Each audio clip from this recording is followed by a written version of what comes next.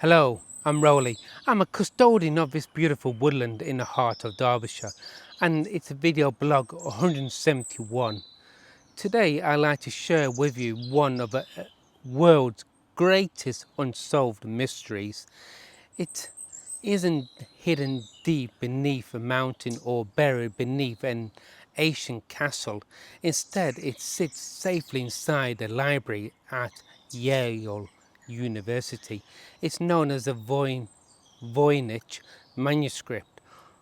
Through the Internet Archive, I was able to sit down and browse the original manuscript from beginning to end. There is something quite remarkable about turning the digital pages of a book that no one has truly been able to read for over 500 years. Every illustration invites you to stop and look a little longer, wondering what the artist saw, what the writer knew, and whether the secret hidden within its pages will ever be uncovered. At first glance it looks like an ordinary medieval book. Its pages are filled with beautiful illustrations of plants, stars, strange diagrams, and even little people bathing curious pools connected by winding pipes. But look a little closely and something becomes immediately apparent.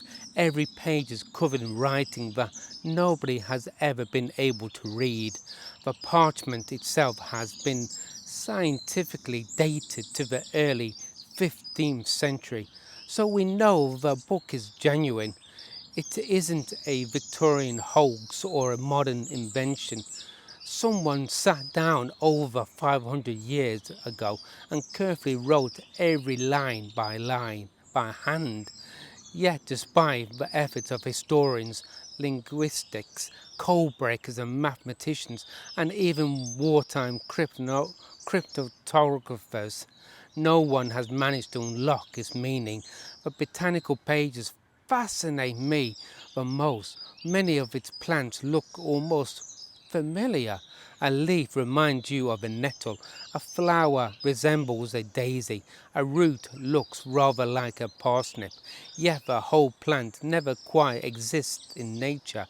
It's as though the illustrator had wandered through several different woodlands and combined the memories of each into a single impossible species. That made me stop and think. Nature doesn't always fit neatly into the boxes we build for it. Woodland itself is full of things we still don't fully understand. Trees communicate through vast underground fungal networks. Birds navigate thousands of miles with astonishing precision. Seeds can lie dormant for decades before suddenly springing into life.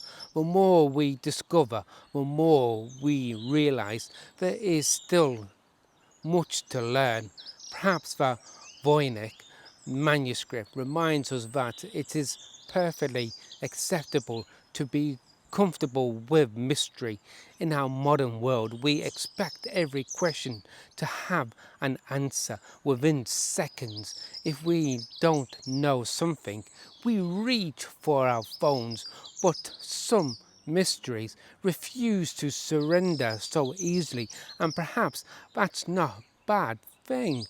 Wonder has always been one of humanity's greatest companions. It encourages us to ask questions, to observe more carefully, and to imagine possibilities we had never considered before. When I walk through this woodland, I often come across plants I cannot immediately identify. Of course, I can look them up straight away, but sometimes I simply enjoy observing them. First, I notice the shape of the leaves, the texture of the bark nearby, the insects visiting the flowers, and the way the light falls upon them.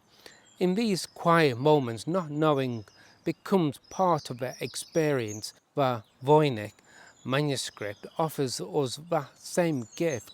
It reminds us that there are still things beyond our understanding, whether it proves one day to be ingen- ingen- ingenious code, a forgotten language, or something altogether different. Its greatest value may lie not in the answers it contains, but in the questions it continues to inspire. Perhaps every woodland has its own Voynich manuscript, a language written not with ink, but with birdsong, leaf mould, moss, sunlight, and the whisper of the wind through the leaves. It is a language that reveals itself slowly to those willing to pause, to listen, and simply to wonder. Perhaps that is the greatest lesson of all.